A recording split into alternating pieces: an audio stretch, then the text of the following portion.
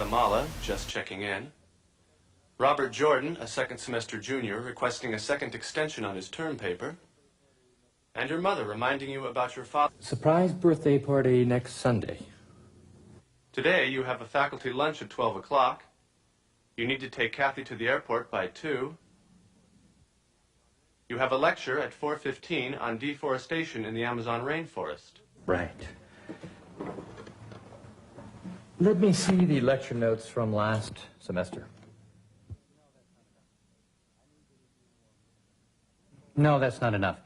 I need to review more recent literature. Pull up all the new articles I haven't read yet.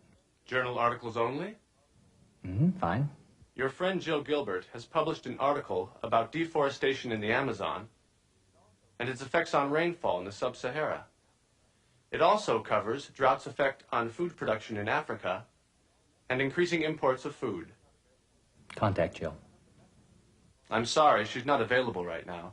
I left a message that you had called. Okay. Let's see. There's an article about 5 years ago, Dr. Flemson or something. He really disagreed with the direction of Jill's research. John Fleming of Uppsala University. He published in the Journal of Earth Science of July 20 of 2006. Yes, that's it. He was challenging Jill's projection of the amount of carbon dioxide being released to the atmosphere through deforestation. I'd like to recheck his figures. Here's the rate of deforestation he predicted. And what happened? He was really off. Get me the university research network. Show only universities with geography nodes.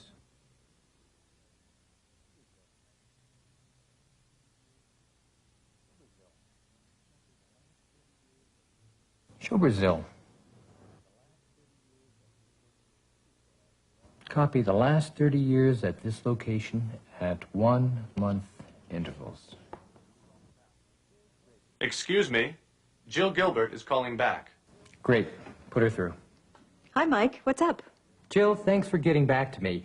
Well, I guess that new grant of yours hasn't dampened your literary abilities. Rumor has it that you've just put out the definitive article on deforestation. Aha. Is this one of your typical last-minute panics for lecture material? No. That's not until, 4:15. Well, it's about the effects that reducing the size of the Amazon rainforest can have outside of Brazil. I was wondering, it's not really necessary, but, Yes? It would be great if you were available to make a few comments. Nothing formal. After my talk, you would come up on the big screen, discuss your article, and then answer some questions from the class. And bail you out again? Well, I think I could squeeze that in. You know, I have a simulation that shows the spread of the Sahara over the last 20 years. Here, let me show you.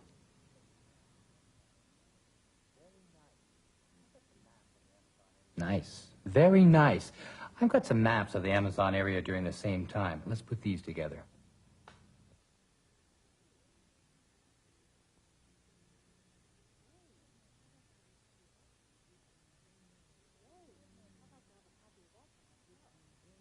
Great. I'd like to have a copy of that for myself. What happens if we bring down the logging rate to 100,000 acres per year?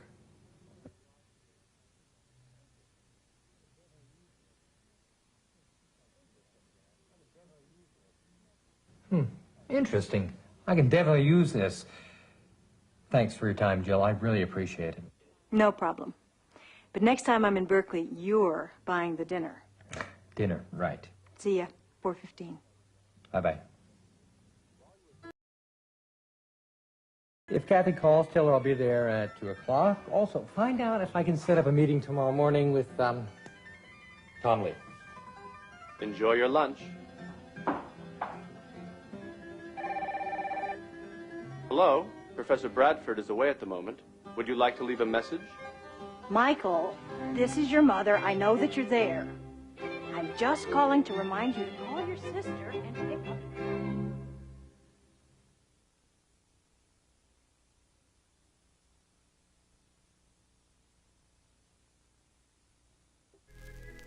You're watching Sleepcore. Pleasant dreams.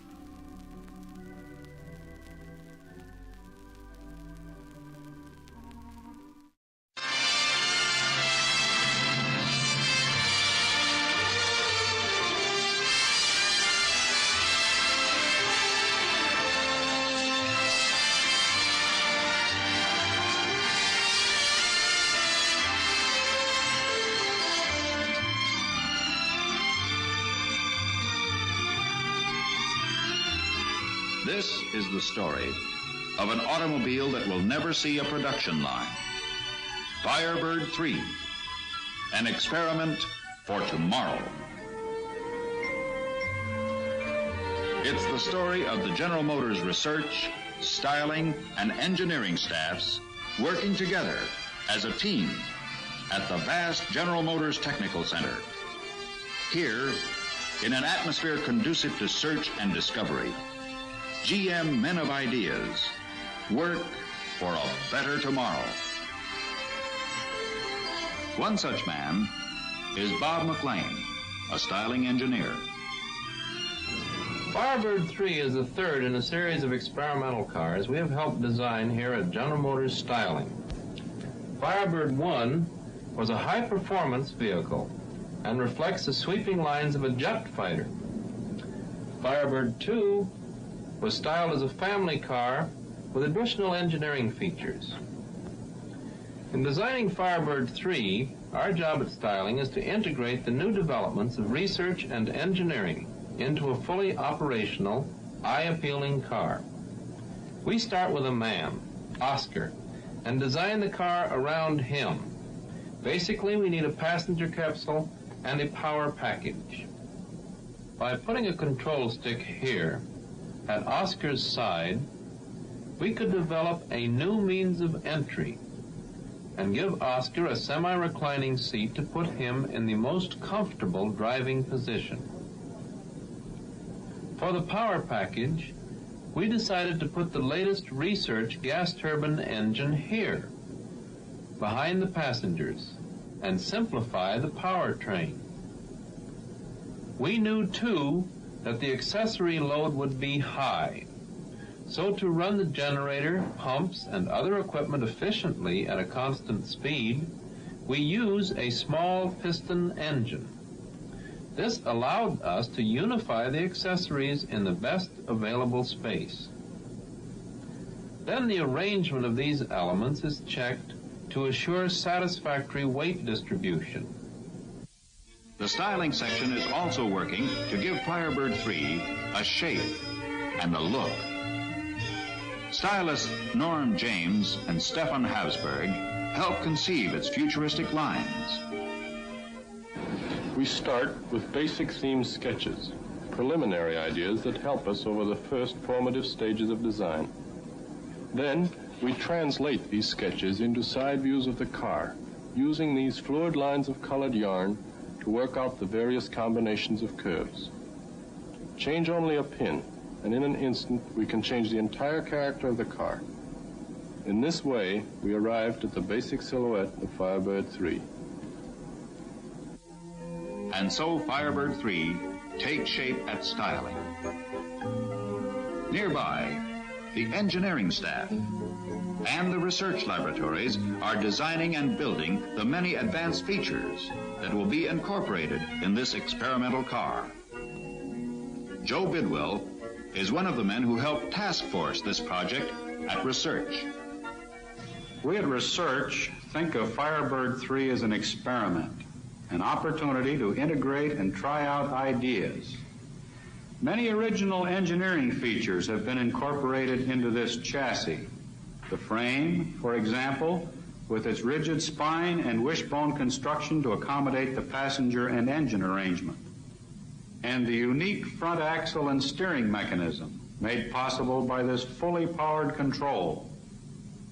Unicontrol is a new concept in steering, designed to simplify your driving task. This system uses specially developed electronic computers to control hydraulic power servos which actuate the brakes, throttle, and steering. Push forward to accelerate, steer left or right. Pull back for braking. Rotation of the control knob selects forward, reverse, or park. There is no mechanical connection between the control knob and the front wheels, but car motion feedback is supplied to the driver by the mass of the knob. To this, we have also added auto guide, an automatic guidance system, and cruise control. Two pickup coils mounted under the front of the car straddle a current-carrying wire embedded in the highway. The coils receive signals that are fed to the steering system computer in the electronic control and electric power center. The electrical signals are converted into hydraulic power at this servo valve manifold to guide the car along its course.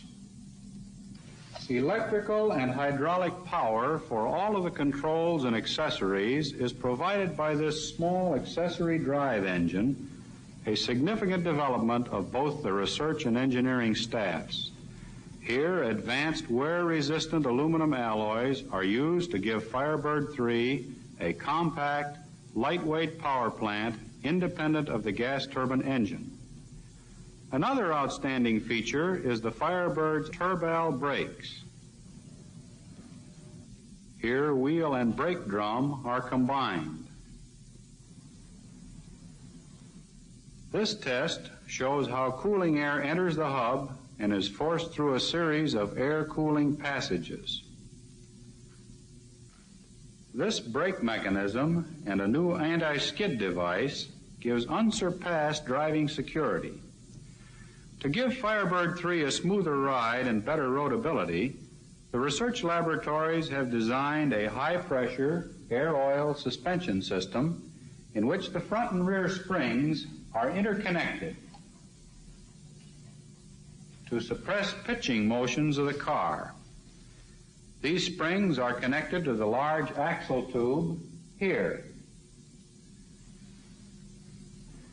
The wheels are driven by short shafts from the chassis-mounted powertrain. These blowers cool the engine oil and provide the engine compartment with circulating air. This is the WorldFire GT305, the most compact, efficient gas turbine automobile engine today. Bill Turunen directed its development. Essentially, it's quite simple. Air is drawn through the compressor here to the burners where combustion takes place. The hot compressed gases then expand through a set of windmills or turbines, developing power. One turbine drives the compressor, the other turbine drives the rear wheels. The regenerator, consisting of metal mesh drums, salvages most of the heat in the exhaust gas and returns it to preheat the incoming compressed air. By using this waste heat, we can greatly improve the engine's efficiency. This is the heart of Firebird 3 and represents a significant step forward in gas turbine design, one of the many steps we have been able to take at the research laboratories during the Firebird 3 project. This, then, is Firebird 3, as expressed in the ideas of the men who designed this experiment for tomorrow. Ideas that must now be translated into a fully operational car. Wooden mock-ups of the car's many parts are constructed. Clay models reproduce every detail of the Firebird's body. Carefully formed plaster casts bring life to the sweeping lines of the stylist. Firebird 3 in 3 dimensions, now ready for testing in the wind tunnel.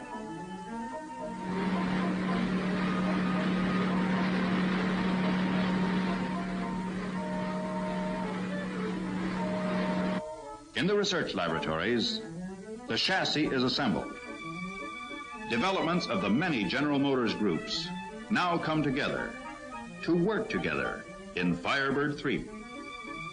And soon, the stylist, researcher, and engineer can see his ideas take shape in sweeping lines of fiberglass and steel. And this is the realization. Firebird 3. Functional beauty today for tomorrow.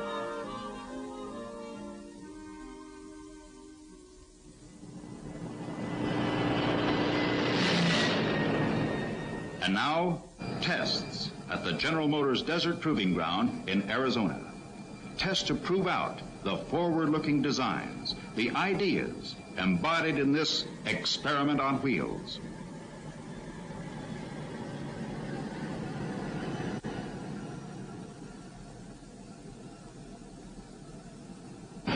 Constant testing around the clock until Firebird 3 is ready for the acid test. So get ready for a ride in Firebird 3. You are here. Squeeze your sonic key and sound waves open the door. The sonic key is also used to start the car. First, the small accessory engine. Then, the gas turbine. Brake flaps provide additional braking. You're ready now for the driving thrill of a lifetime.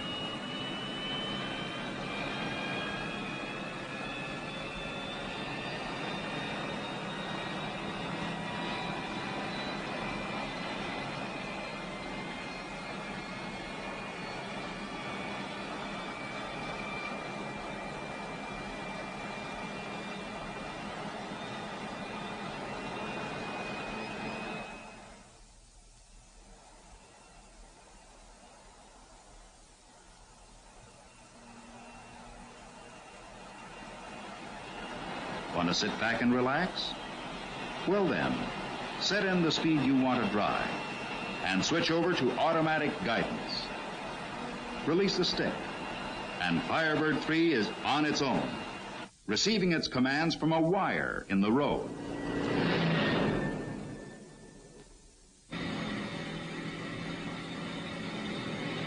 This certainly is the future. Your future. Brought closer today by the Firebirds. Firebird 1.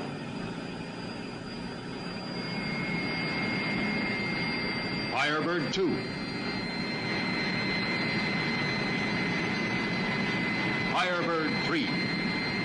Experimental cars. Conceived and built to acquire the knowledge and skill General Motors needs to give you cars designed for tomorrow.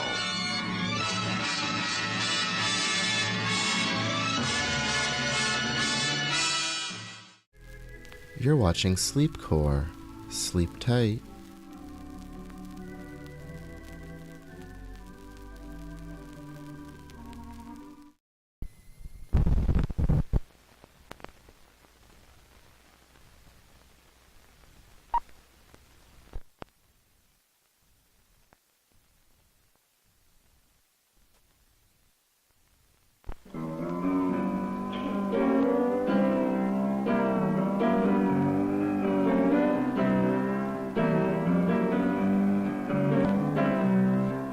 The search of young people today is a response to the nuclear family in which they've been brought up in segregated suburbs that were utterly unreal and unrelated to the whole of life. Keep it all together through the rain and stormy weather.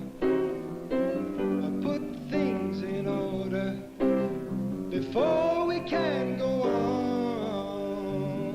They're searching for a real community again, where there are people of all ages and people of different kinds, and rich and poor and stupid and bright, all the things that make up a real community. The people in relation to revive a falling nation.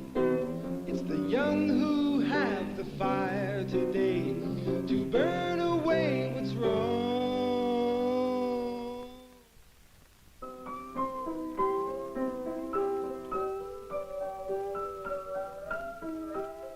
Society's most stable unit, the family, is entering an unprecedented period of change and transition.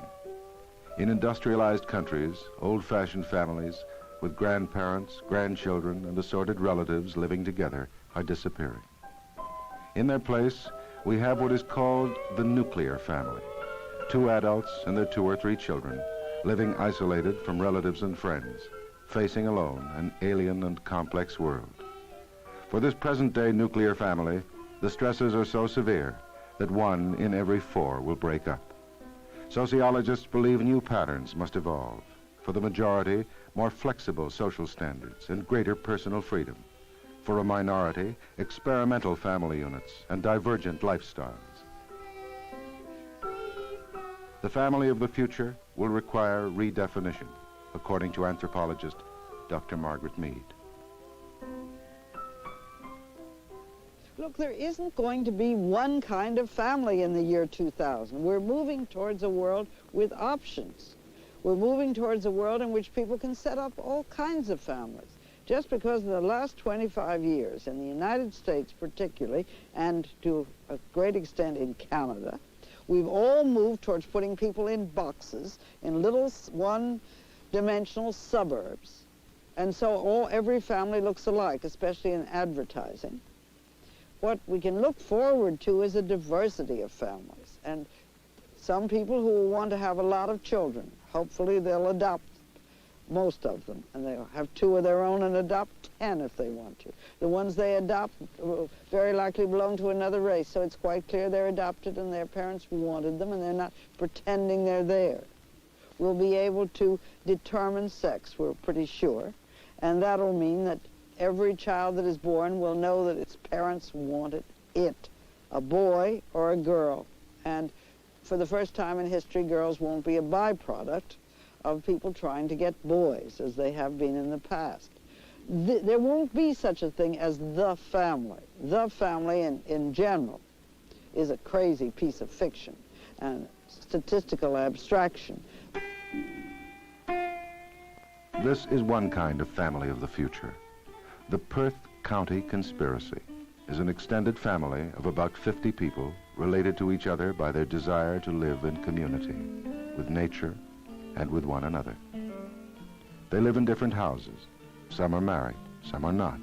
Some grow their own vegetables, and all help to harvest them. Some live by small business enterprises, some by concert performances. They gather for work, sustenance, and sharing of pleasures, stockaded on a hostile frontier, as were their forefathers generations ago. This family is a spiritual conspiracy against an increasingly dehumanized society, and music is its propaganda arm.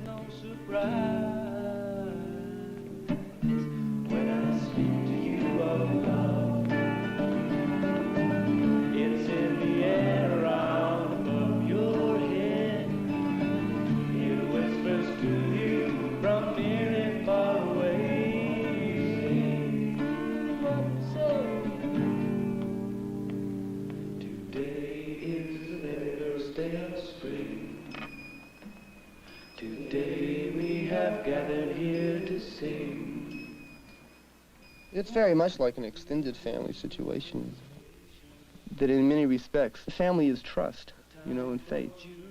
And all that the Perth County Conspiracy has done, or all these kinds of living arrangements are doing, is allowing that faith and that trust in people to grow beyond what would traditionally be thought of as a nuclear or blood family. You can build up faith and trust in more and more and more people.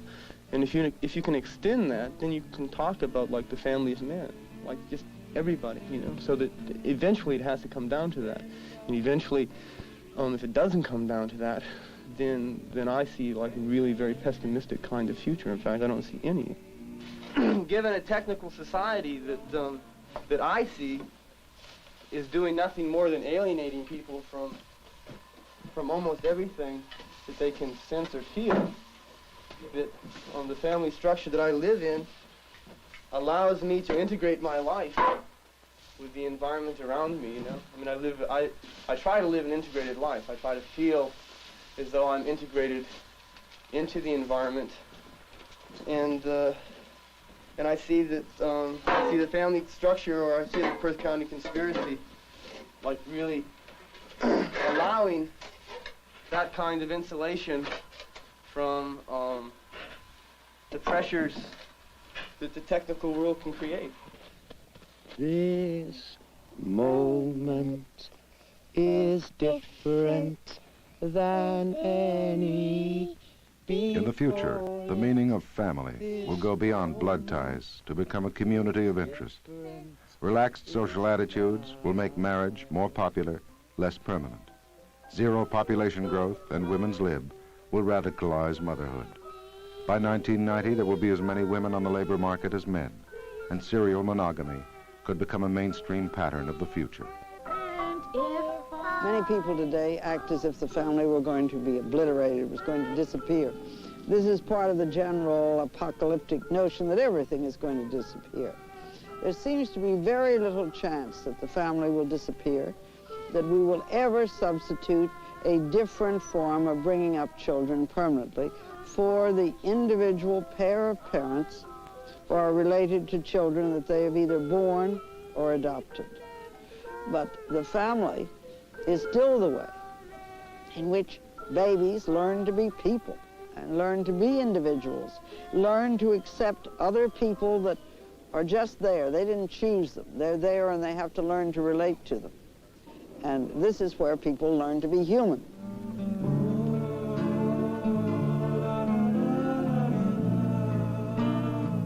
The Sioux Indians have a blessing. With all beings and with all things, we shall be as relatives. I think that the residential commune, that is, people who agree to live together and share bringing up their children and share, in many cases, a lot of meals and share all sorts of responsibilities, but work in different places. I think this is what it shows promise for the future.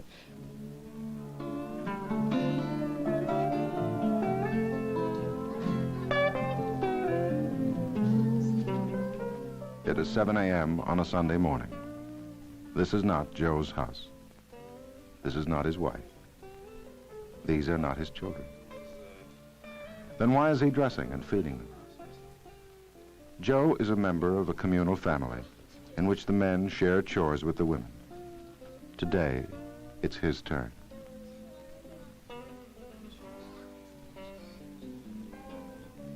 Urban residential communes like this will become numerous and create alternate patterns within which sex role and parental role rigidities will diminish.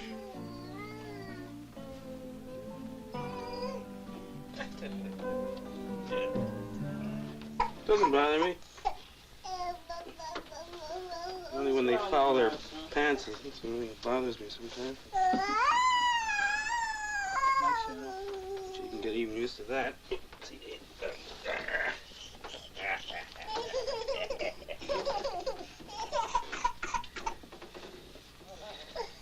Some sociologists say communes are antithetical to the spirit of Western man.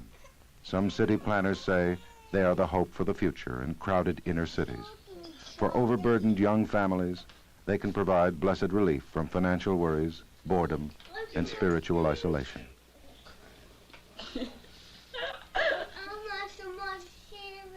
You eat what you have there and finish it. Finish the dish first and then you get some more.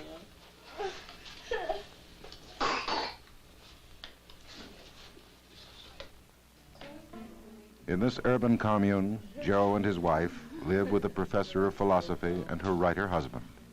They share the cooking, shopping, cleaning, child rearing.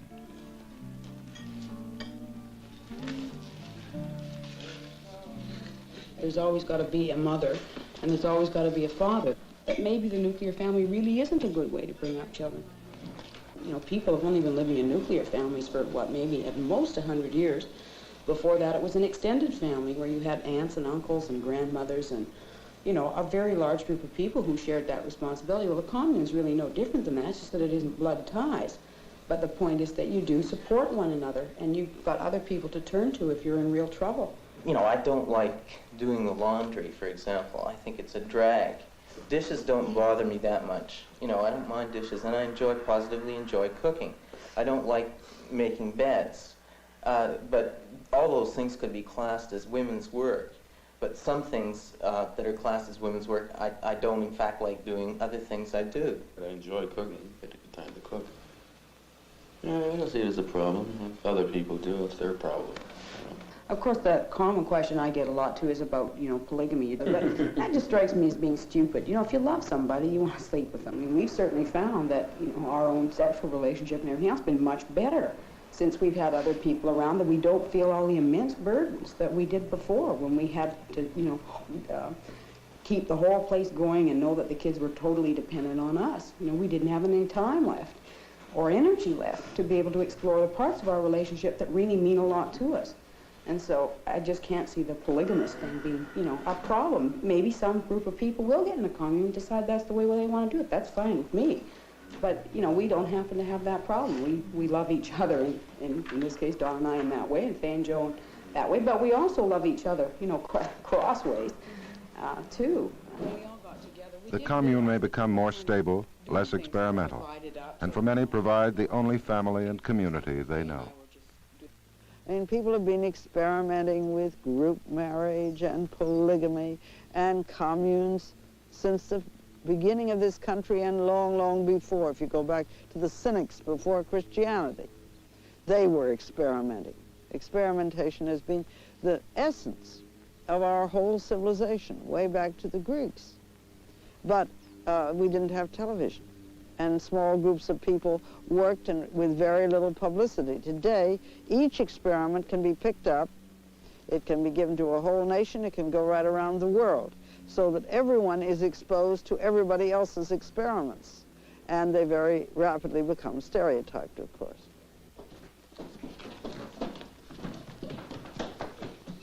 Now, this will mean that many people can choose a single life. Other people can choose companionship with members of the opposite sex or their own sex, or they can choose to live in a group, and that we won't organize the whole of society around couples the way it's organized at present.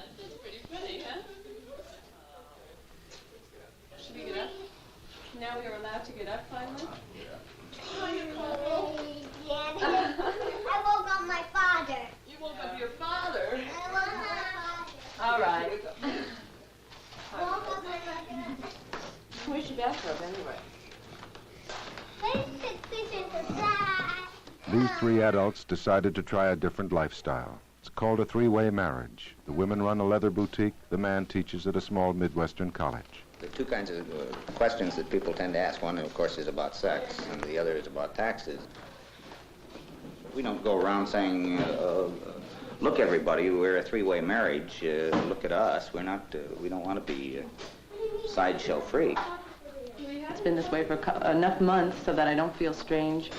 Yet it's a very kind of sensitive thing. If I just sit down and say, well, I share this man and I make love to Janice and we have lovers and the kids know it, and if I just sit down and list all these things to people, wow, they won't be able to come near me because I'll seem so strange, you know?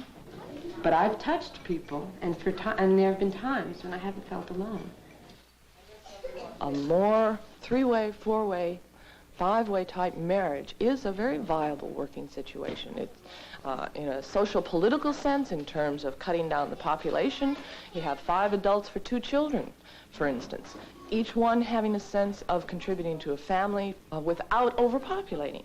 You have a sense of economic conservatism. You're utilizing facilities, like one house can house many more people than it ordinarily does. You want toast and coffee? I have no feelings that monogamy is at a lower level than the way I live. I'm willing to accept the fact that people still will enjoy a good monogamous relationship. But I would also like people to be willing to accept that I can enjoy my lifestyle. It is estimated that more than 30,000 people live in polygamous families in North America. This three-way marriage grew out of reaction against the loneliness and isolation of 2 nuclear families. The desire on the part of myself and Anne, who was my wife, and Jan and her husband to try an extended family arrangement, living together, the 4 of us. The four-way relationship didn't work out, but the 3 of us found ourselves very compatible, and we pretty much stuck with it. Well, I think it's improved my relationship with Sheree tremendously. I love Janice, too, and so it's given me much more than I had before. It's not a relationship where just both Anne and I are sharing Sheree, because both Anne and I love each other. So it's a really, truly three-way relationship. And I have found it's just much more of the kind of life I've always wanted to lead, where it's loving more people. I think all three of us have found that, while sometimes giving ourselves this the kind of increased freedom that we have to relate to anybody that we want in any way that we want is kind of scary at times, yet the satisfactions that have come from it in terms of getting to know people and getting to know yourself. And getting to know yourself, and it's even carried over into other areas of life. Like in terms of my work, I've decided that I no longer want to be the kind of person that acts one way at work and the other way at home. I want to be real all day long, and this probably means changing my job, changing the way I come on with people outside the house, and this kind of thing. But all of it seems much more rewarding and satisfying than the kind of life that I was leading before. Okay, off we go. Bye. Bye. Are you taking a picture of that? Bye-bye. Bye-bye.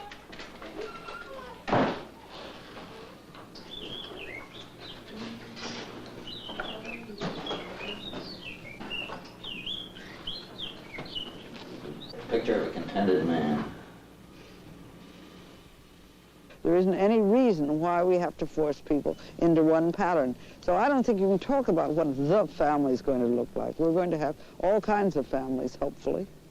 Many, many kinds, and great variety. We have to prepare for the future. We have to prepare people that can live under a great many different forms and still keep their integrity.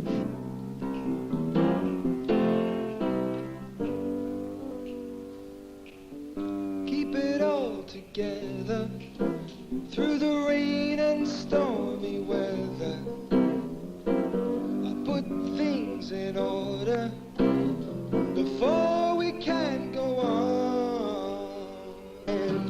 The majority of the 21st century men and women may know deeper, more fulfilling interpersonal relationships, more honesty with their children, more tolerance of their brothers. The family of the future must become the great shock absorber of the techno-industrial world to come. Carl Sandburg wrote, "In the times to come, as in the past, there will be generations taking hold, as though loneliness and the genius of change has always dwelt in the hearts of pioneers." To the question, what will the story be of the family of man across the near and far future? Some would reply, for the answers, read if you can, the strange and baffling eyes of youth. 'Cause what's mine is yours, and what's yours is mine, and together it's all ours. We must keep it all, keep it together. Put things in order before we can go on.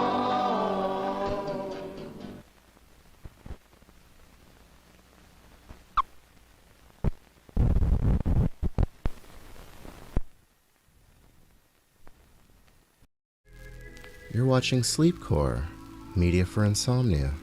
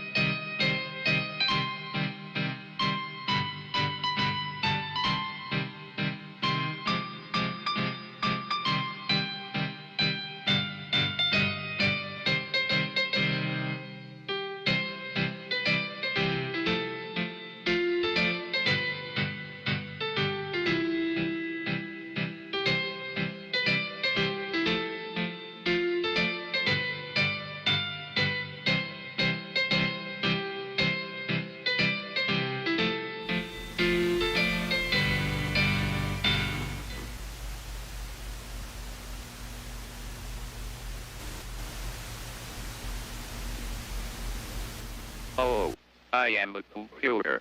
I've been programmed to tell you that your future isn't what it used to be. And neither is mine. Mankind is entering a future of unlimited possibilities. Tomorrow's city is now being constructed in steel and concrete. Engineers work on a bold new space-age city in the middle of the Arizona desert. What we see may give us a glimpse of life in the 21st century. There are some who say future life isn't here at all, that it exists somewhere in space. Is this tomorrow?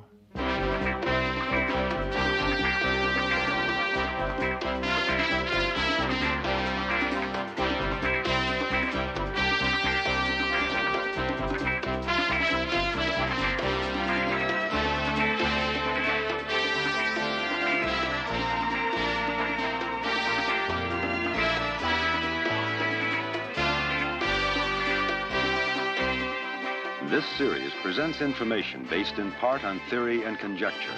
The producer's purpose is to suggest some possible explanations, but not necessarily the only ones, to the mysteries we will examine. Man's curiosity has forever been the key to his survival. The drive to explore the unknown, his fate. His greatest discoveries have been the result of confronting his greatest fears.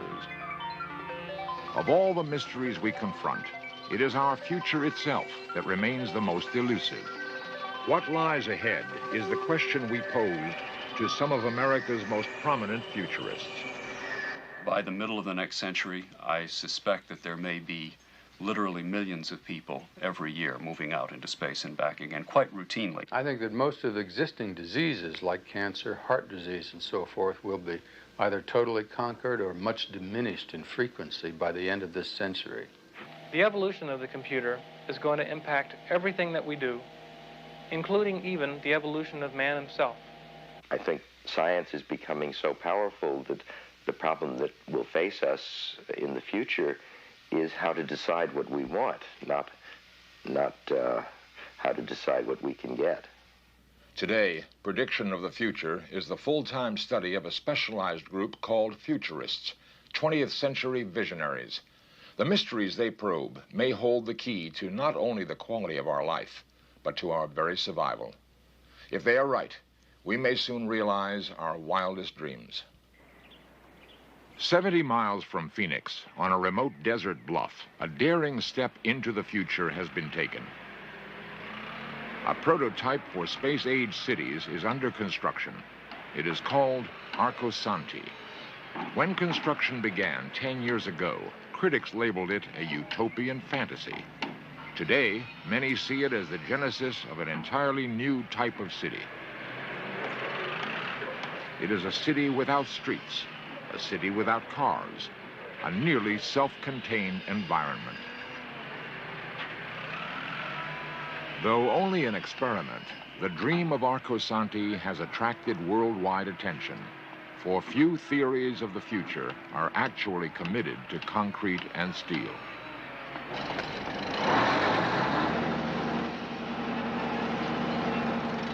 Its present population is comprised of an international community of engineers, architects, and students who are convinced that Arcosanti holds the key to the future of city living. So convinced that they work under the blazing Arizona sun as unpaid volunteers. Though a folly to some, to these people, the city represents a chance to build the future around them. They are dedicated to the vision of one man, maverick architect and philosopher Paolo Soleri.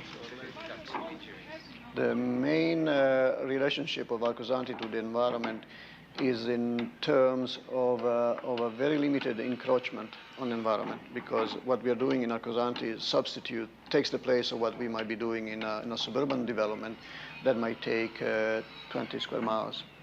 That means the community has to have many levels. But through that kind of containment and miniaturization, the impact is going to be minimized on the environment. In addition, the ability to use less resources is going to be also very important. So we are encouraging a notion of frugality, which is not just the individual commitment, but it's commitment of the habitat itself to be frugal. The name Arcosanti comes from the word arcology, a combination of architecture and ecology. One of the most daring goals will be to bring large-scale agriculture to the heart of the city in the form of giant hothouses. A prototype of this system is operating in Massachusetts. This energy-regenerating hothouse is the work of the new Alchemy Institute. Gary Hirschberg. This greenhouse is 100% solar heated in a climate that is really quite nasty. The heat that comes in here comes through the glazing and bounces off the back wall down into the ground. It is absorbed by the ground, and some of it goes to the top of the room, where it's either sent outdoors if there's too much heat, or it's collected by a fan whose opening is up here, which takes the heat that has gone to the top of the building and pumps it into this big box here, which is filled with fist-sized rocks. And the hot air heats up the rocks, and then at night when the fan runs, it blows through the heated rocks and takes the heat from them and pumps it out through louvers across the plants and keeps them warm. The rest of the heat that comes in here is absorbed by the fish tanks. The fish tanks are green because they have algae in them. Algae is what the fish eat, but algae also absorbs solar heat, so the water gets slowly but surely hot. Not as hot as dishwater, but hot enough to keep the place warm at night when it's freezing. This combination of architecture and the agriculture and the aquaculture works together without using fossil fuel energy, and it makes the possibility of a greenhouse in this climate commercially viable idea again. These ideas have already been incorporated into the structures at Arcosanti. Yet, despite the proven practicality of such innovative systems, futurists like Solari are often considered eccentric dreamers. Are he and his followers putting their hopes into a false future? The notion that I am a utopian or a dreamer, I think it's totally out of contest with my model of reality. I don't believe in the Garden of Eden. I don't believe in utopia. I don't believe in equity in terms of having it tomorrow.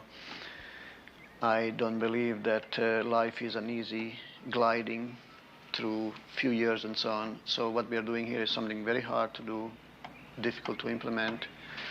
We are absolutely knowledgeable of our limitations in terms of intellect, in terms of resources, in terms of skills, but we think that we have enough reasons for doing what we are doing to stay with it.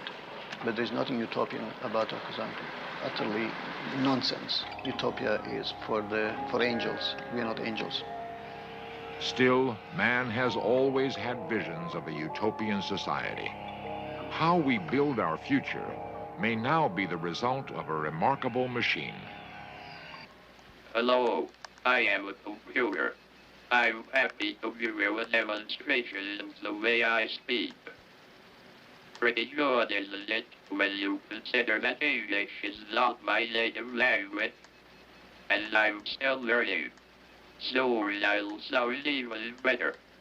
We have taught computers how to talk. Current research is developing computers that can think. Already, they serve as the crystal ball of our future.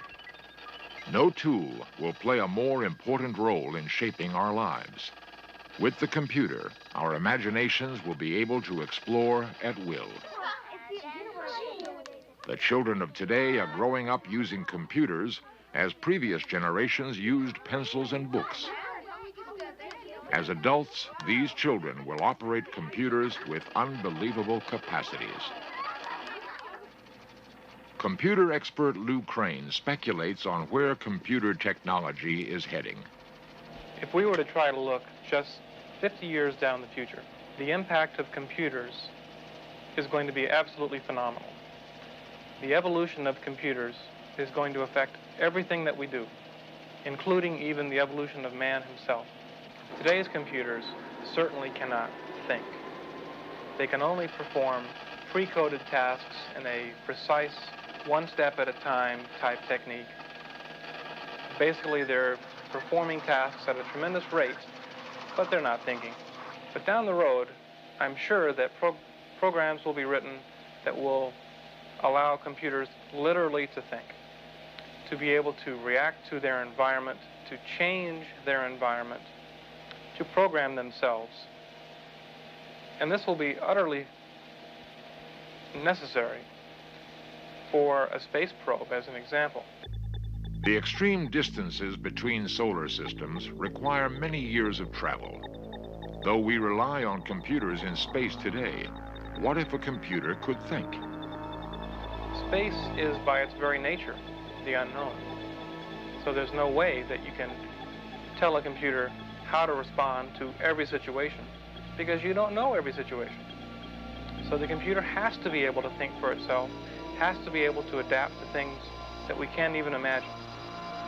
It may well be that the first contact between Earth and another planet will not be between a man and the other species, it'll be between computer and the other species. Indeed, it may be between two computers, Earth's computer and their computer.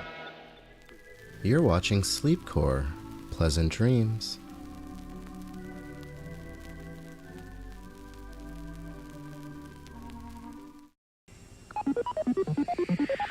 Oh yes, the stereo sound. You know, that kind of thing can make a big difference when you have two good ears. Unpredictable. MTV was in stereo, yes, and if I recall correctly, it really kicked butt. MTV. Someday we'll look back at this and laugh. This class is perhaps the greatest discovery of the 25th century. A dwelling called the split-level ranch. Marvelous. What's this, Professor? Ah, a spherical object they used to hurl at each other with great velocity. Professor, what's this? What is it? I've no idea. Pepsi, the choice of a new generation.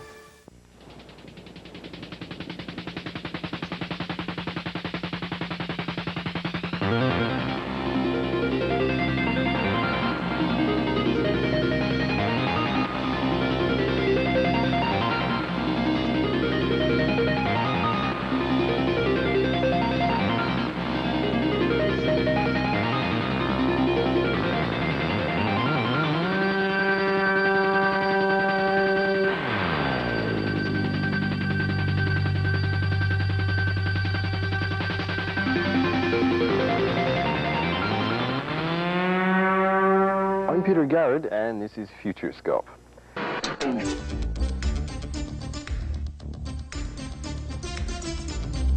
question about it, the 1990s have really been the Apple decade. 1997. Apple turns 20 this year, and everybody's celebrating, from Cooper Pedy to Cupertino. Just look anywhere in the media between 1987 and 1997. Apple is in everything, from news to stand-up comedy. They're everywhere. This is the city, Los Angeles, California. I work here. I'm a computer. They're everywhere. They wrest a precarious living from the desert here in Ulaanbaatar, relying upon only instinct and several Apple computers. They're everywhere, and they're all communicating. Shuttle Flight 472 is now boarding. The white zone is for loading and unloading. I don't think that last paragraph presents our case as strongly as it could. How about this?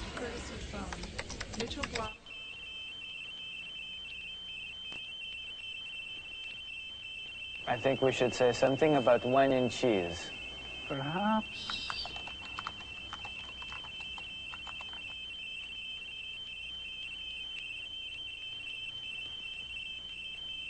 Yeah, beauty, mate. Now throw in a stack of biscuits and we'll have a party. Almost all the growth in the computer industry in the last decade happened in one place, the desktop. And of course, that means Apple. This big 1997, some people feel the Apple II concept is getting old. We don't agree. The Apple II VSOP, the computer for the new millennium. Very smooth old processor. And today at Apple Computer, another milestone. This is the 50 millionth Macintosh produced since 1984.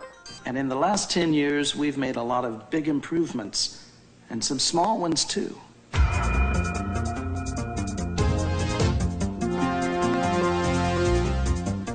Presenting the Vista Mac.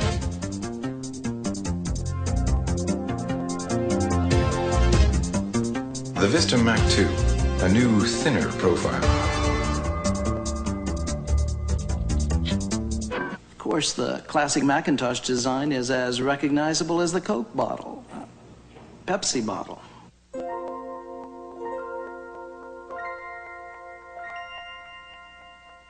Computer speed doubles every 2 years, computer memory doubles every 2 years.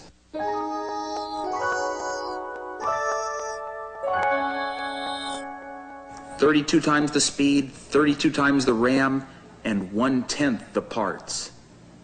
Weird. So I told my wife, this is the 90s. We do more with less, right? You don't believe me? Open up your computer. What's in there? Nothing. There's nothing in there. We build them simply, so they're simple to fix. Module 2 is about to fail. Your key operator has been notified on the Apple Fix link. Replacement should take about 3 minutes.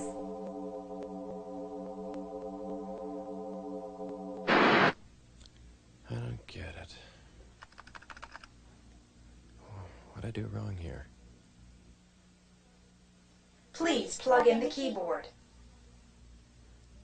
Oh.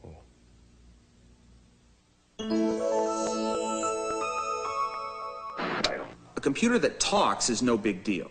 A computer that really listens, that's a breakthrough.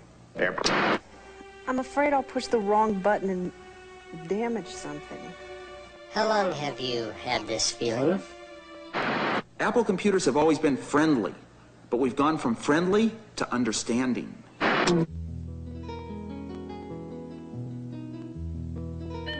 Good morning. This is October 5th, 1997. I have checked 4 wire services, scanned 8 magazines and 18 newspapers, and accessed the New York, Tokyo, and Paris databases.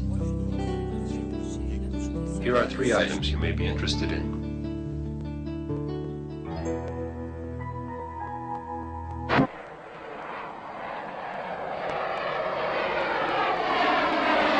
In a complicated system like this, I usually need a little help. Now you'll need financial management with 83 workstations, 2 domestic sites and 2 international, sub-networks within each site. Yes, and I'll need mainframe access throughout. Here's a possible configuration. We installed one like it last October. How's it working out? Hello, I'm Stephen Smith, Vice President of Intercon. Our Apple financial management system has revolutionized the way we do business in just 6 months. It helped our bank buy it. Custom design in manufacturing really had an impact on how sales does its job. The specifications are turned into a design at the Technology Center. Time between customer input and product output has been compressed. We cover the world, not just selling, but designing and manufacturing. One of 6 worldwide technology centers. The Iceland facility will design and build computers for Arctic markets. One thing that hasn't changed since 1987, growth.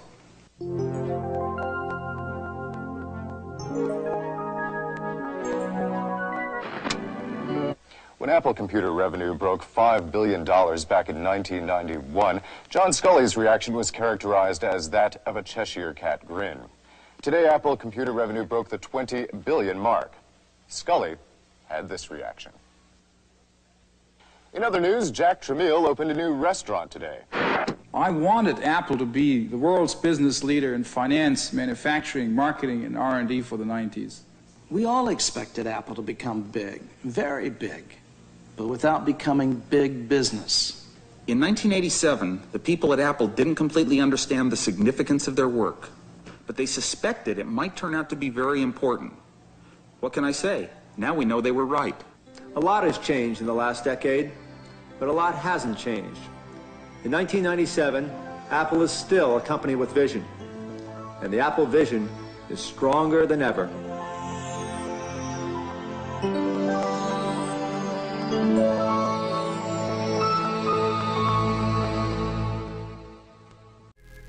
You're watching Sleepcore, media for insomnia.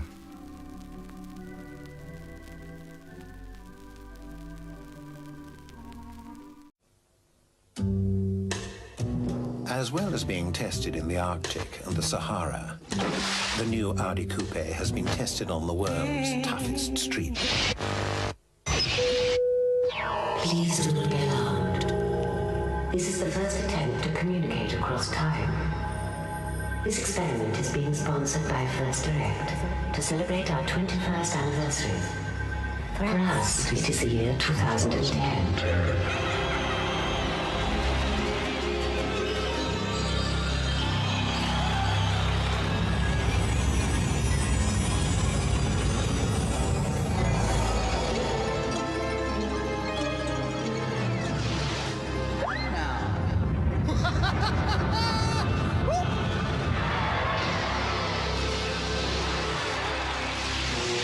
To celebrate the 21st anniversary of First Direct, we have returned to the date of our launch.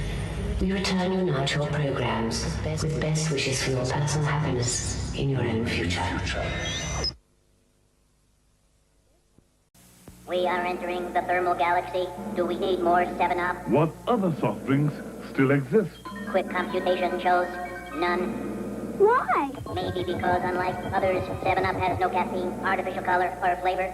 I always knew the Cola was the soft drink of the future. Crisp and clean. For unparalleled refreshment, the one. You said it. 7-Up, the Cola. The one. Well, here's one man's idea of what tools an executive may be using in his office in a few years' time. Bob, is this a so-called paperless office we keep hearing so much about? No, of course not. Not for the 1990s. In fact, there will still be books, as you can see here, and magazines. Thank goodness for that. I'm pleased about that. And waste paper bins. But if you want to keep important letters, like this one, for example, here, you'd have a fax reader, machine reader over here. I can put it in there very carefully. Now, this is just a mock-up of what was going on, but inside there you would expect a facsimile reader that only reads a sort of picture of the actual letter. It's not reading the content of the letter. Correct, but then we digitise it, and then we display it on the screen. So you can see it on your little screen here. That's correct. See. And where are you going to store it? I'm going to store it in what we call a read-write. There you are, read-write optical reader. Notice the size of it, and consider that a year's amount of work and information can be stored on a thing that size. I presume you could also send it off to your central database as well. That's your local one in your office. But how are you going to relocate it once you've stored it in there? Well, first I've got to store it, right? And for that I use voice recognition. For example, let's store this one. I could say, letter, dated March 3rd, 1996, David Allen, store. And to retrieve it? I use the same approach. I noticed no cord on your No, we called as communications then, infrared.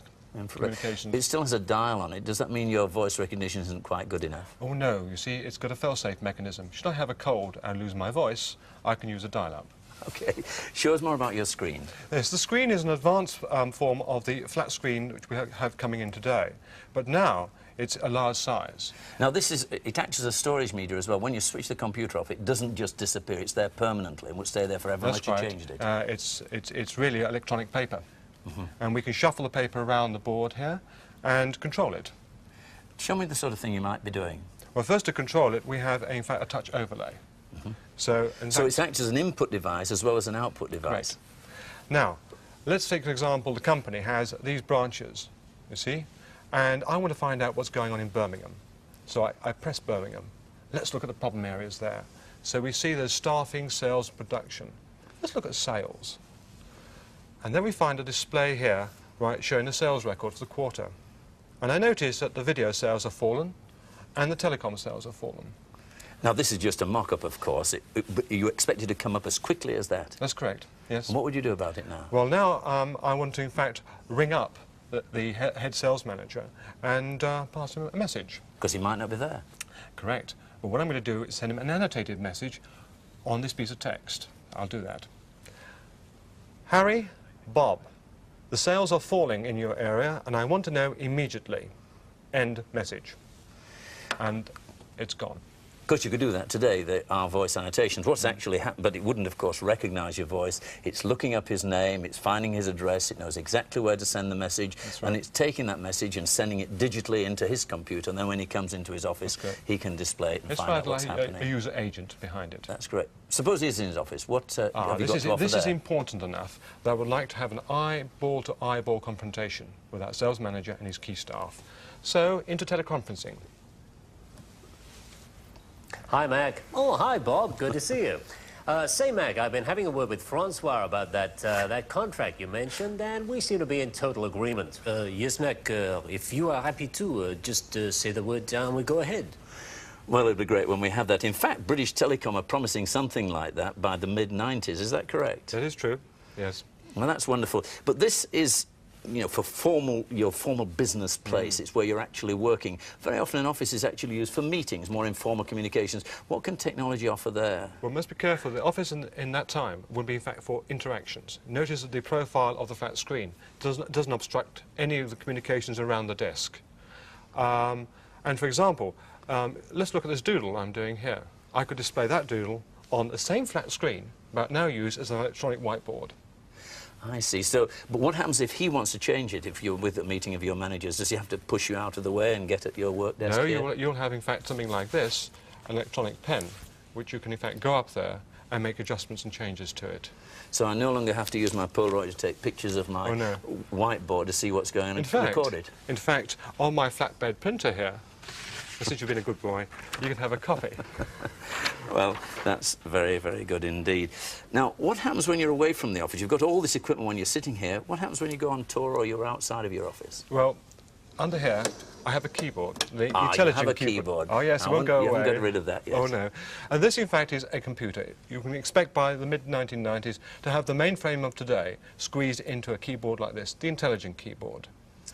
And it also will have something like 20 megabytes of RAM memory. So I can, in fact, open my briefcase, and, of course, you have another flat screen there. Which, again, doesn't need to be plugged into the computer to keep its memory in there. Everything is recorded and That's kept right. there. And I have the telephone, which, in fact, is a cellular telephone, and which I can use to, in fact, contact you on the way home, in case I've forgotten to tell you something. Is it science fiction? Do you really believe it's going to happen? It is certainly going to happen. All the technology is here today. The problem is putting it together. Of course, the important part you've missed out is inside that computer itself, and that's all the software. And integrating the system together is one of the great problems of today, isn't it?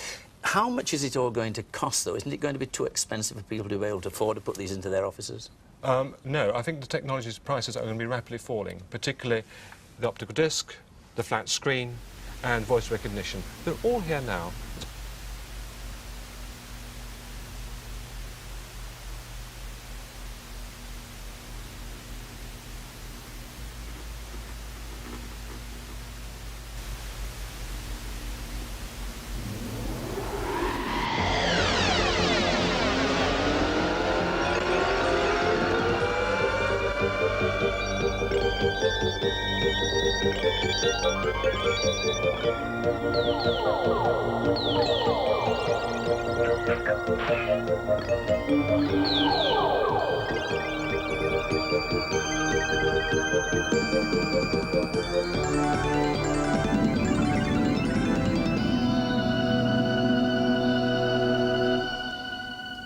Good evening.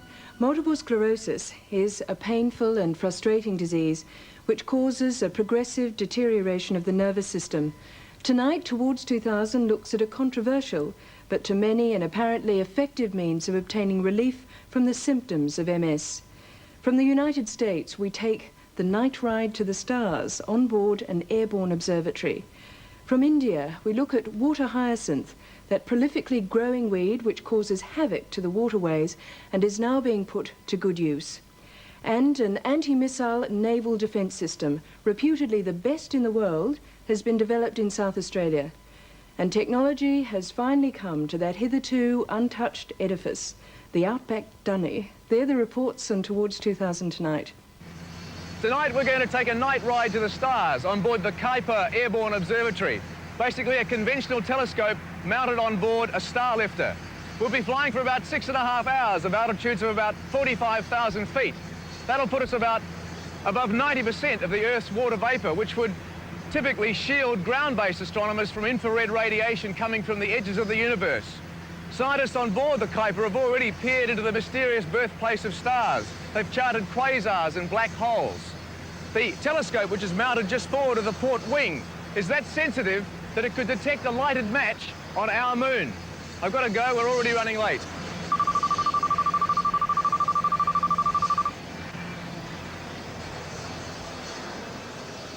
To achieve these astronomical feats, a cluster of 3 telescopes are used. 2 smaller cameras with a wider field of view and the main 91-centimetre mirror. The telescopes are housed in this recessed section open to the elements during observations.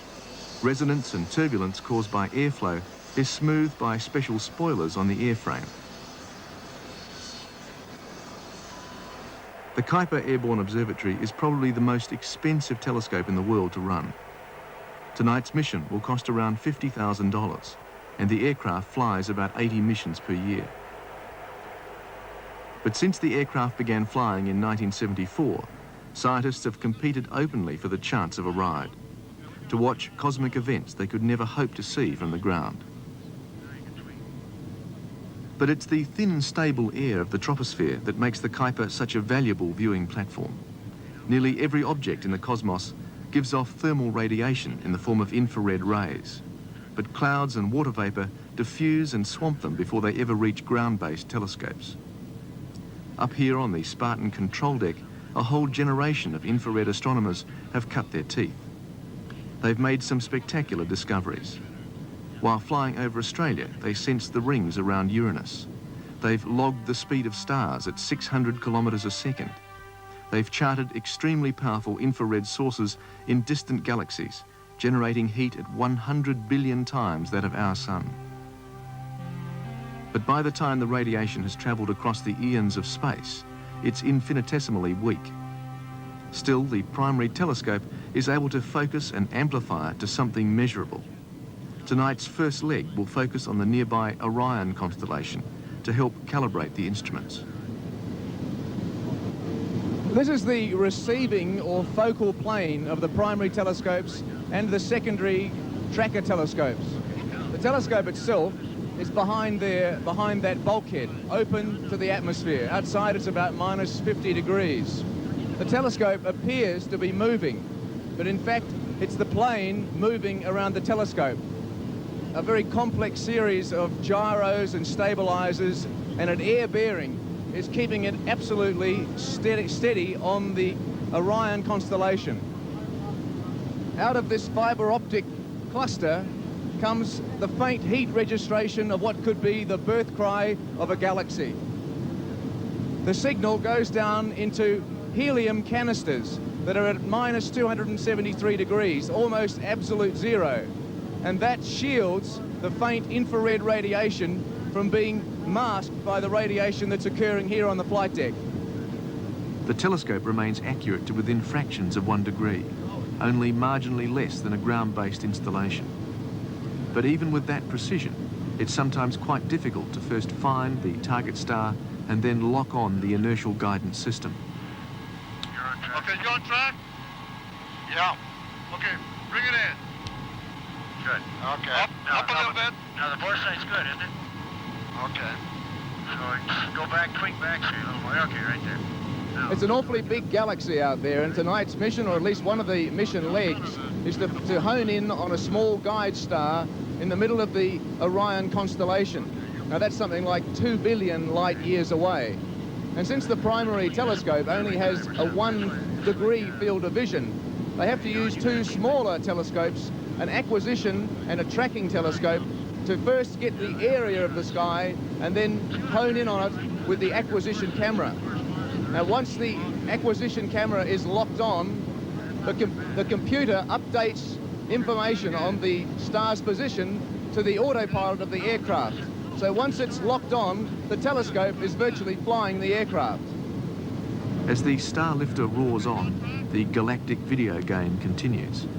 And then the target star looms like a ball on the video monitor. The inertial guidance system is engaged, and banks of computers start logging data on the thermal profile of the star. The astronomers will later be able to interpret the data to detect hydrogen, sulfuric acid and carbon, some of the chemical building blocks of the universe. The Kuiper's flights will take the astronomers around the world in the next few years in search of mysterious and violent cosmic events. The birth of supernova, the reign of red giants and white dwarfs. And each flight will tell them more about where we came from and perhaps where we will go in the future.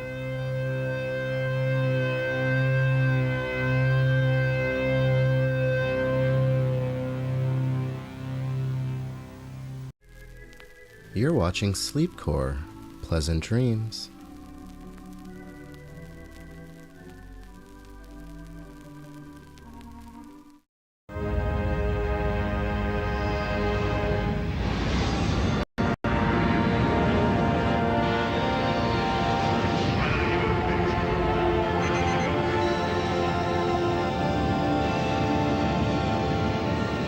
Good morning. Hi. Great day for a drive.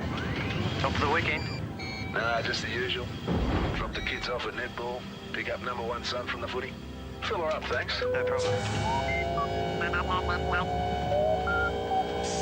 Looks like you're low on oil and overdue for a service. Okay. Can you take care of it? Sure.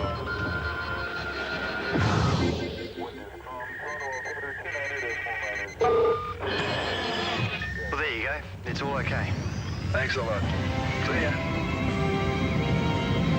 Have a good day.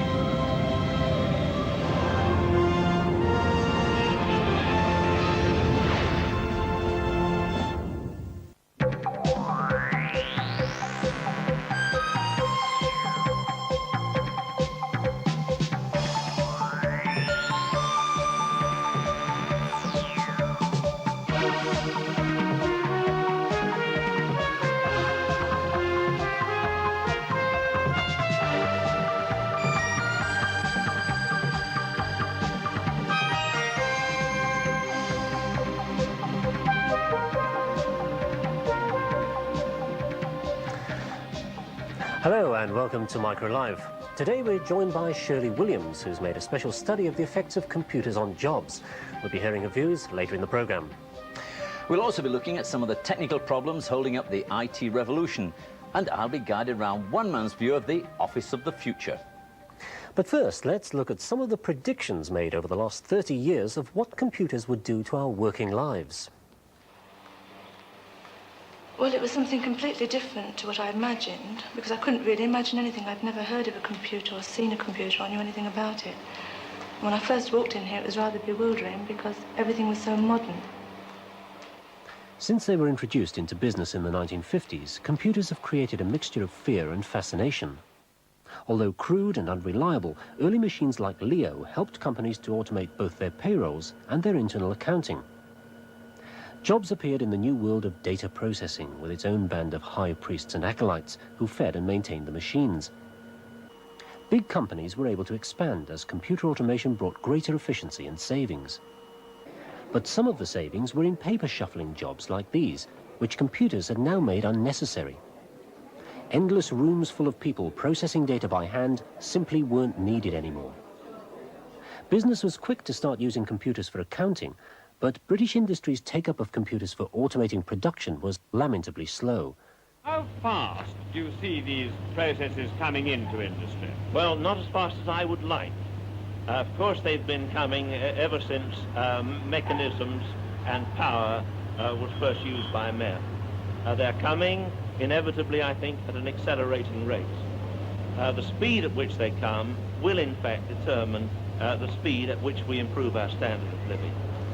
Inertia by management was matched by real fear of jobs being de-skilled by the machines. For instance, British Steel at Rotherham installed a computer to control the furnaces.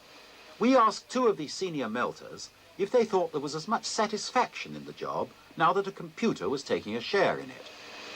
No, I don't think there is. I should think it's like automatic pilot on an aeroplane. If he just sits back and lets it have a go, I don't know there's any more satisfaction in that, is there? I think you like to think that you're in charge of a thing and that at the end of it you've achieved something. At a time of full employment, a debate was beginning about the long-term effects of automation. In 1966, it reached television. 2 main points of view emerge. In the simplest possible terms, one is optimistic and the other pessimistic. Now, the optimists think that in a situation of nearly full employment, which is what we have at the moment, when you move automation into an industry, you release workers who are so badly needed that they enable other industries to expand and start producing goods which raise the general level of prosperity. The pessimists, on the other hand, fear that a situation could arise in which workers displaced by automation from one industry fail to find jobs because all the other industries are doing the same thing, installing machines and turning out the men. The result will be chronic, wide-scale, even lifelong unemployment for millions. We could have something like 1 in 8 out of work in the early 1970s because of automation, if we sat back and did absolutely nothing. This is about sort of 3 million, and this represents, if you like, a kind of rate of redundancy of between 200,000 and 300,000. In the 70s, a new factor appeared, the silicon chip. By drastically cutting computing costs in half each year, it now made personal computing possible. Long before the IBM personal computer appeared, word processors and personal micros were signaling change. Pundits began to predict that computers would affect whole new areas of office work, destroying jobs in the hitherto protected service sector. In the late 70s, even in Germany, the unions were calling the silicon chip the job killer. In Britain, white-collar unions like ASTMS were clearly very worried, as their public campaign showed. Overall, it must mean a diminishing of the number of jobs available, not only in the UK, but in every industrialized country, in Europe, in the United States, absolutely everywhere. It will also go on over a considerable time period.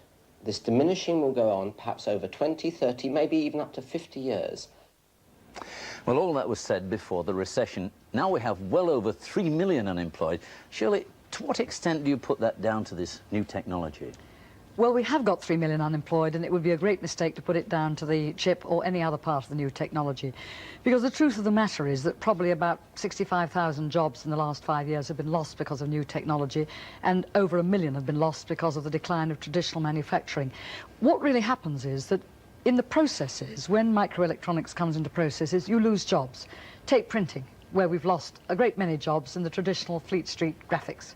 On the other hand, new products which have got microelectronics in them create jobs. Look at the Japanese with a video recorder with the very large chip and so forth. So what you get is a balance between the two. The trouble with Britain is that we brought a lot of microelectronics into the processes and lost jobs, but we haven't been very innovative in bringing them into the products and creating jobs. When we were filming a series on robotics in the United States, we saw a most extraordinary factory there that was actually making robot bears that would sing and act the part in a chain of pizza parlors. And you can see now this is Billy Bob Broccoli, and it's a sort of piece of industry. It's a huge factory, is that. It was inconceivable that could exist without new technology, and nobody could have forecast that it would happen. It's really quite intriguing, because not only does it provide work for people to actually make the bears, but also to maintain them and to provide the music for them to sing in these great big chain of pizza parlors. Absolutely, it's an awful new industry, but it has created jobs. What else do you see as creating new jobs? One of the areas that has grown very rapidly is the professional area and technical area. For example, in the United States, about 500,000 new jobs have been created for technicians in information technology, another 300,000 for computer specialists, and many, many more related to robotics and so forth. I think that that's going to be the great growth area, and the great dropping area is going to be, not yet, because it's been very slow, the clerical area. I think the clerical area will probably drop by many hundreds of thousands in the next 5 or 6 years, but it's all much slower than that film we saw indicates. There are still people doing shorthand typing in our offices even today. We haven't seen this great big loss of jobs at all in Japan and the United States that we've seen here. Thank you very much, Shirley. Fred? Well, maybe we haven't really seen the major effects of the micro-revolution yet. The people who predicted that it would sweep through offices like a plague have, to a large extent, been proved wrong. In most offices in Britain, we've been very slow to introduce automation. Or perhaps the technology is too expensive, or perhaps it's simply not good enough yet, not easy enough to use.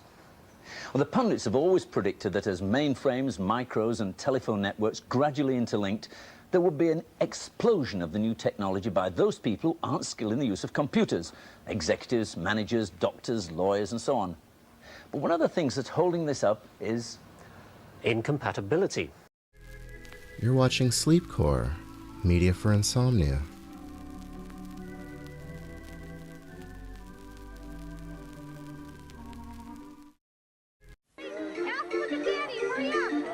Disney World, the Kennedy Space Center, Universal Studios, the Epcot Center.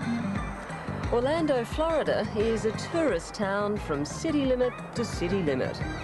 More Americans head here for holidays than anywhere else in the country. And being the country's #1 tourist destination, it follows that a good percentage of the people on the roads at any moment haven't a clue where they are or where they're going. And that makes this an ideal testing ground for a car navigation system that can guide you across 16,000 kilometres and through 75,000 intersections just as easily as you'd find your way around your own hometown.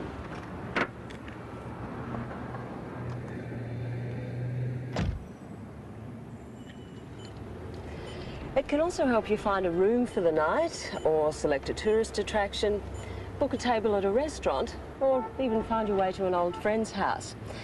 If you still manage to get lost and can't quite remember how to use the system, there's a 24-hour help service available by phone. Now that's at the offices of the American Automobile Association, and that's where we're heading. So I need to enter my destination. It's a service. There it is, AAA offices in Florida. At Heathrow, that's right, and I'll ask it to plan a destination via the fastest route. Onboard navigation systems have been taking the long, slow road to fruition. But with this system, electronic navigation has finally come of age.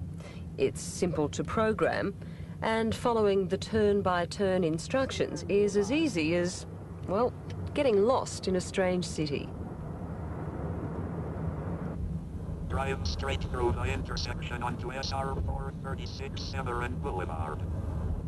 Next turn. If that voice starts to nag you, turn it off and follow the map instead. As a first-time visitor to Orlando with no idea where AAA was in relation to anywhere, and with very little nose for direction, I was relying totally on that synthesized voice and the video map to get me there. Bear right onto the ramp to east-west to west. Okay, so the East-West Expressway. TravTech continually calculates the distance and time remaining to your destination. With a quick glance at the monitor from time to time, you can't go wrong. Bear right onto the ramp to east-west to west. And make a right. Your car may be off the planned route. If so, press the OK new route button for a new route. You're kidding. Bear right, not turn right. Time for some help. To be fair, this mistake really wasn't TravTech's fault. It was the cameraman's. He was blocking the monitor, and because I was still getting used to this, I needed a quick look at the map just to be sure where I was going. When I couldn't remember what I'd been told to do after making a wrong turn, the help desk was on hand to solve the problem. Good afternoon, TravTech Help Desk. This is Loretta. Hello, Loretta. I'm trying to find my way from the airport to the AAA office. As it turned out, straying off course didn't present a problem. You're eastbound on Lake Underhill. The computer redetermined my position Push OK and planned a new course to get me going. Okay. Thanks, Loretta. Bye-bye. TravTech uses a combination of magnetic compasses and wheel sensors to pinpoint the car's position. The computer system matches that road information with navigable maps stored in its database.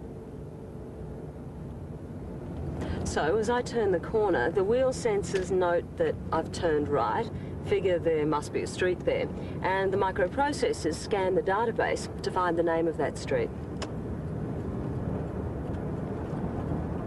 Hopefully they'll tell me I'm on the East-West Expressway. I think 10 years out, it's probably not unlikely to assume that you'll have this available in a whole host of cars that are available on the road. I think by that time, the price will come down to where it's affordable for the average American. Throughout the journey, my car is constantly receiving information on updated traffic conditions from this control room.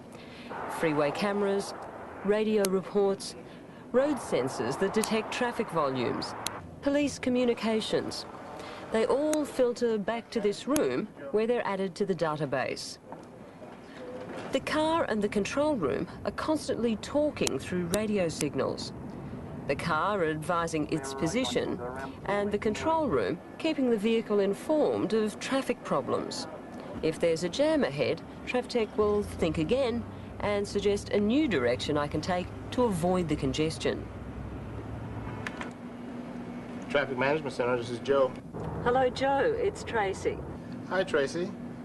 I've been tracking you since you left the airport. I saw you make that wrong turn on the way. Today, Joe was keeping an eagle eye on me, but in the future, he'll see thousands of cars moving across the city and through TravTech be able to direct traffic smoothly across town. Traffic is congested. We still have a ways ahead before onboard navigation systems become standard offering. The TravTech system is presently undergoing a 12-month trial. Next turn in 1 2/10 miles. I found it simple, clear, and not at all distracting. Turn left onto AAA Drive. And it got me exactly where I wanted to go. If it also proves capable of reducing congestion and keeping drivers cool under the collar, route guidance complete. It'll be the one backseat driver you'll gladly welcome aboard. You are in the vicinity of your destination.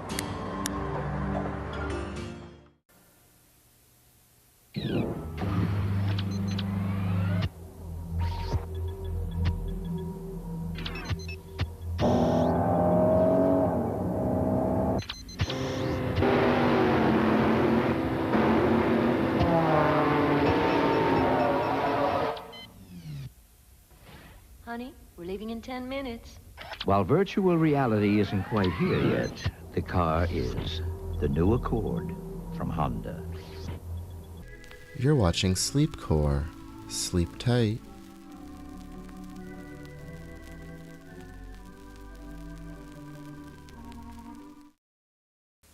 Captain Power has come to TV, and you can be part of it.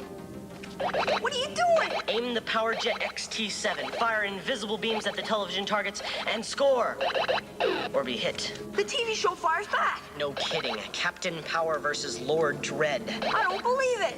Believe it, short human. The power of the future is in your hands. Believe it. Captain Power jet and figure sold separately. Batteries not included.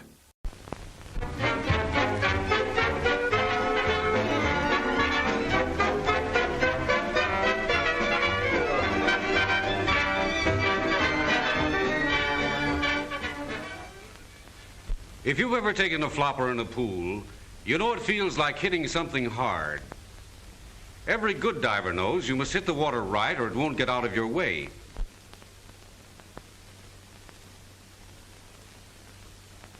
You must make your dive so as to cut the resistance. Just as a fish moves around without noticing the ocean, we live near the bottom of a great ocean of air. And although 100 times thinner than water, air has a force in motion that is enormous. Air offers a lot of resistance to anything going through it. However, nature makes it possible for birds to fly through the air at speeds that seem out of proportion to the size of their muscles. Science has found that this bird speed is a matter of shape as well as strength. The streamlines of birds make a little power go a long way. With this in mind, engineers study the resistance air offers to moving shapes. Since the earliest study of streamlines, wind tunnels have been used to find out what happens when an object goes through the air. A wind tunnel is simply a long tube with a fan or powerful blower at one end. A stream of air is blown through the tunnel at varying speeds. In some tunnels, up to 120 miles per hour. Small models are placed in the wind stream and the action of the air currents is observed. Whirls and eddies in the air currents around the models are studied. And the amount of resistance or drag is measured by sensitive instruments. In order to obtain a permanent record of resistance offered by various shapes, liquid is used instead of air, and its action recorded by a motion picture camera.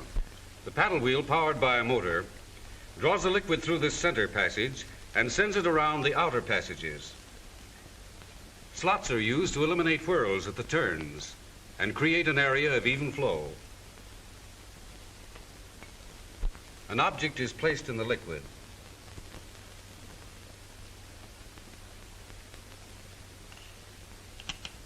Aluminum dust is added so that we can see clearly what happens to the current.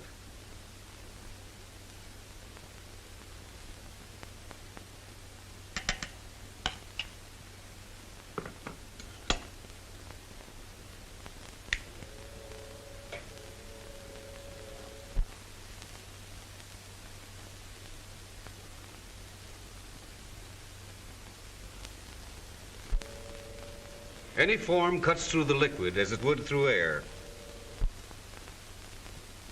This shape is not streamlined. As the liquid strikes the front or leading edge, pressure is built up which causes resistance. Then, as it rolls off the rear, it is thrown into spins or eddies which create a suction behind the body. Regardless of shape, some resistance is unavoidable. As the liquid goes by the shape, its direction of flow is changed, and this change of direction wastes power. By rounding off the corners, this change of direction is made more gradual, so the amount of effort is decreased and resistance is cut down. Making the shape longer and thinner tends to cut down resistance.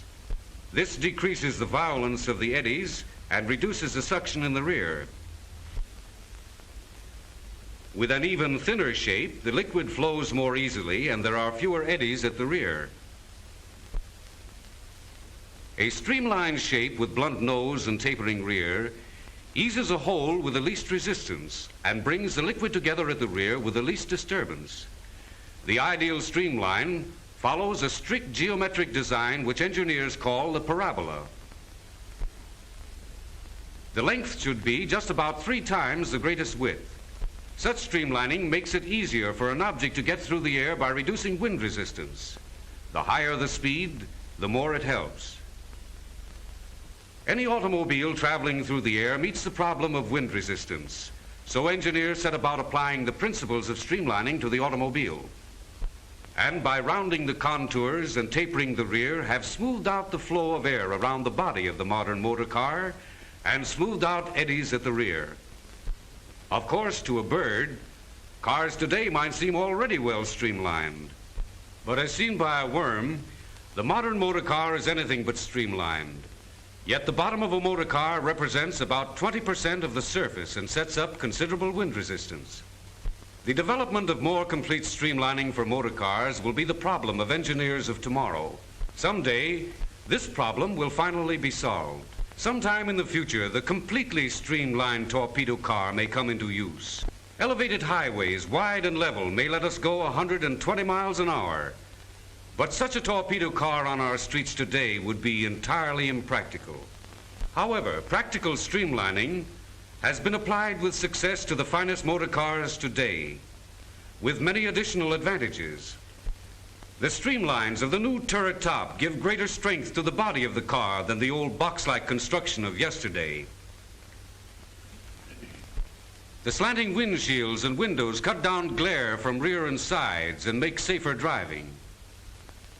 Streamlined fenders enclose the wheels more completely and help to keep the car clean. And they protect the wheels from force of strong winds, making the steering easier. Sloping rear panels allow for more tire and luggage space. These modern streamlines round out all details and absorb them into a good design with new beauty and dignity of appearance. This practical streamlining brings to the new automobile increased comfort, quiet, convenience, safety, and beauty.